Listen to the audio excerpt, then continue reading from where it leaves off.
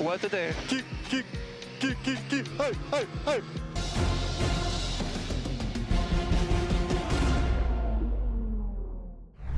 안녕하세요, 포뮬러에 미친 남자 포메남입니다.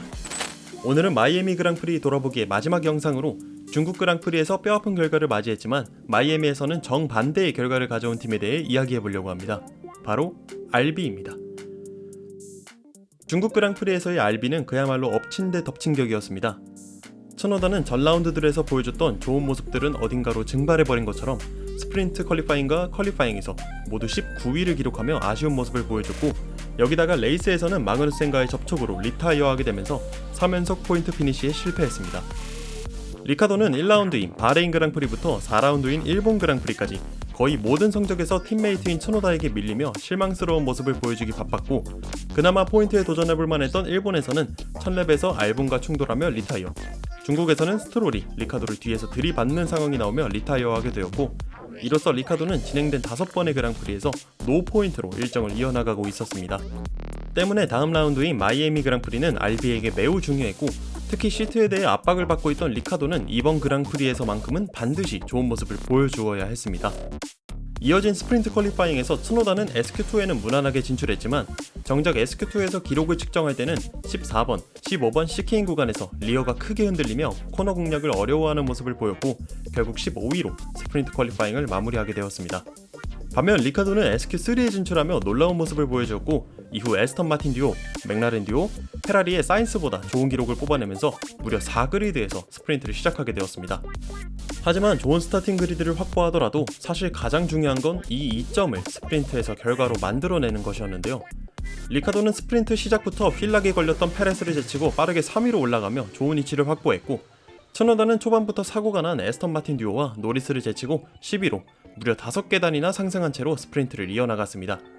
그런데 여기서 잠시 하나 생각해보자면 사실 리카도의 차량, 그러니까 컨스트럭터 하위권인 알비의 차량으로 뒤에서 추격하는 레드불, 페라리, 맥라렌을 막으며 순위를 유지하는 것은 어렵기 때문에 실제로 리카도는 5렙 때 페레스에게 추월을 허용했고, 많은 분들이 결국엔 사인스와 피아스트리도 리카도를 추월해 갈 것이다 라고 생각했을 텐데요. 그러나 리카도를 추월했던 페레스가 생각보다 쉽게 달아나지 못했고, 리카도와 1초 내의 간격을 유지하게 되면서 리카도는 DRS를 사용할 수 있게 되었습니다.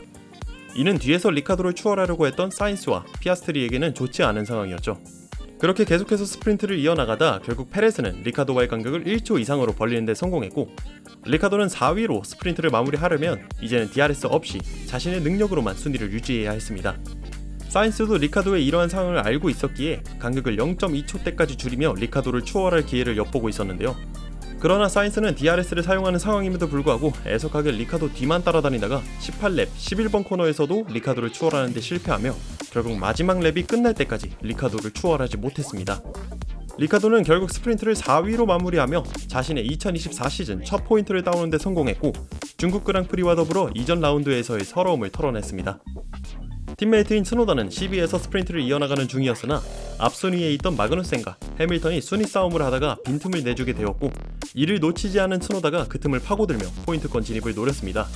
그러나 스프린트 막바지에 해밀턴에게 추월을 허용하였고 결국 9위로 스프린트를 마무리한 것처럼 보였으나 해밀턴이 피트레인에서의 과속으로 페널티를 받게 되면서 이로 인해 순위가 변동, 따라서 츠노다는 8위로 스프린트에서 포인트를 획득하는 데 성공했습니다.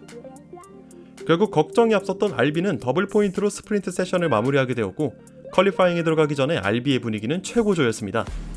그러나 여러 상황들이 겹치며 리카도는 Q1에서 18위로 퀄리파잉을 마무리하게 되었습니다.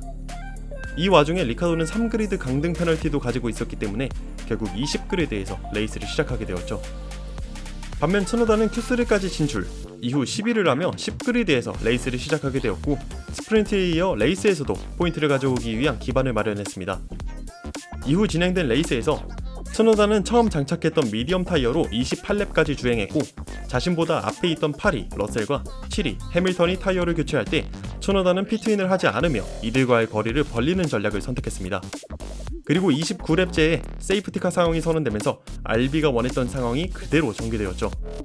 이미 8위 해밀턴과의 거리를 많이 벌려놨던 츠노다는 근소한 차이긴 했지만 타이어를 교체하고도 해밀턴 앞에서 레이스를 이어나갈 수 있었고, 이후 해밀턴에게 추월을 허용했으나 4위였던 피아스트리가 프론트윙 문제로 하위권으로 뒤처지게 되면서 결국 7위로 스프린트에 이어 레이스에서도 포인트를 획득했습니다. 리카도는 20그리드에서 출발했기 때문에 포인트권 도전은 쉽지 않았고 15위로 레이스를 마무리하게 되었습니다.